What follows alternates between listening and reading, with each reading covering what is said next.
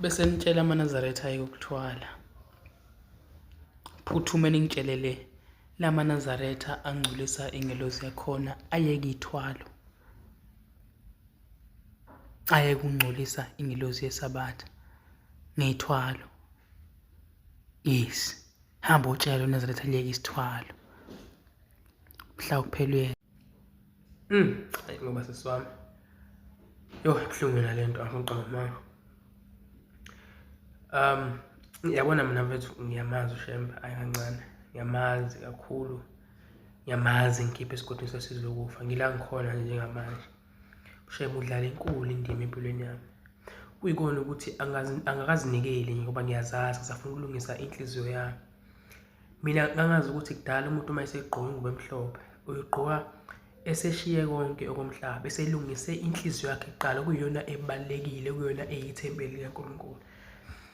Iningi lethu sekuyifashion yokugqoka ingubo emhlophe. Sijaha ukubizwa ngamaNazaretha sazi kahle ukuthi la enhlizweni sibolile. Kusithatha ukubola kwethu sokufaka ngaphakathi ebandleni. Ngiyimpela ebuhleni ngiyokhonza futhi ngiye ngigqokele nje kanje ngoba ngiyazi ukuthi la ngaphakathi kumina angakafaneli ukwembatha ingubo emhlophe yasezulwini. But iningi lethu sicasha ngayo, sithakatha abantu abasekhaya sibazonde ngenhliziyo siphuthume socasha ngengubo emhlophe ngoba sazi ukuthi le ngubo emhlophe indlela ehlonipheke ngayo nomuntu ogqoka ingubo emhlophe indlela ahlonishwa ngayo ngoba kusokwaziwa ubungcwele bakhe obusenhlizweni. But manje sesiyenza le ngubo kube yihawu lethu lokufihla ubuhlazo bethu, lokufihla ukuthakatha kwethu nokubola kwethu.